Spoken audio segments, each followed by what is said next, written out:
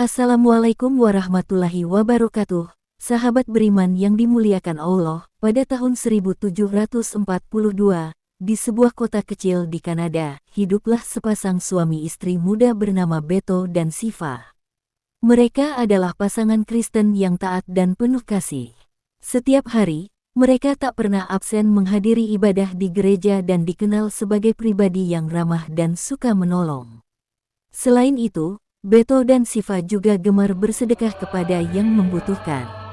Mereka mengelola sebuah restoran kecil yang menyajikan makanan lokal, yang selalu ramai dikunjungi oleh penduduk sekitar. Kehadiran mereka membawa kehangatan dan keceriaan di lingkungan sekitar. Meski telah 2 tahun menikah, Beto dan Siva belum juga dikaruniai anak. Setiap malam mereka selalu memanjatkan doa, berharap Tuhan memberikan mereka keturunan. Namun, mereka tetap bersabar dan yakin bahwa Tuhan akan memberikan yang terbaik di waktu yang tepat. Mereka terus berusaha menjalani kehidupan dengan penuh syukur, menjalankan bisnis mereka, dan membantu orang lain. Banyak tetangga dan teman-teman mereka ikut mendoakan, mengharapkan keajaiban datang bagi pasangan yang begitu baik hati ini. Akhirnya, di tahun ketiga pernikahan mereka, doa Beto dan Siva terkabul. Siva mengandung seorang anak. Kabar kehamilan ini disambut dengan sukacita oleh keluarga, sahabat, dan para pelanggan setia restoran mereka. Setiap hari, Beto dan Siva berdoa untuk keselamatan anak yang ada di dalam kandungan. Mereka juga mulai menyiapkan segala sesuatu yang dibutuhkan untuk menyambut kelahiran buah hati mereka. Restoran mereka menjadi tempat berkumpul banyak orang yang ingin memberikan ucapan selamat dan doa.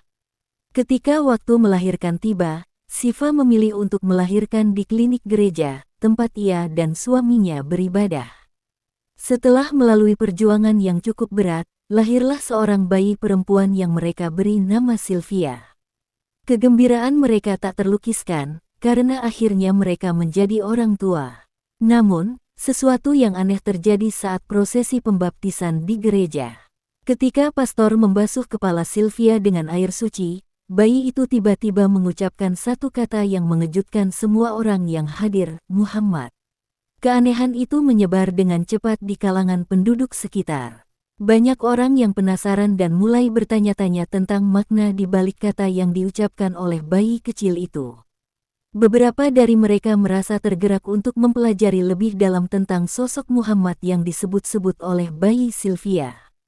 Dari rasa penasaran, banyak di antara mereka yang akhirnya tertarik untuk mengetahui lebih banyak tentang ajaran Islam. Dalam beberapa tahun, banyak dari mereka yang akhirnya memutuskan untuk memeluk Islam. Sylvia tumbuh menjadi seorang anak yang cerdas dan tekun belajar. Di usia remaja, ia mulai menunjukkan minat besar pada agama dan ajaran-ajaran dari Al-Quran. Sylvia bahkan berhasil menjadi seorang penghafal Al-Quran yang menguasai berbagai ayat dengan hafalan yang kuat. Ketekunan dan kecerdasannya menjadikan Sylvia sebagai sosok yang dihormati, dan banyak orang yang datang untuk mendengar nasihat dan pandangan darinya. Saat dewasa, Sylvia menjadi seorang pendakwah terkenal yang menginspirasi banyak orang.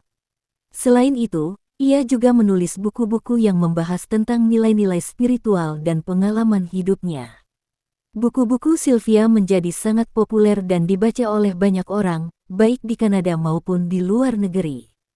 Dengan kebijaksanaan dan kecerdasannya, Sylvia berhasil membawa perubahan positif di tengah masyarakat, menjadi bukti bahwa hidayah bisa datang dari cara yang tak terduga, serta menunjukkan bahwa kebaikan dan cinta kasih melintasi perbedaan agama dan keyakinan.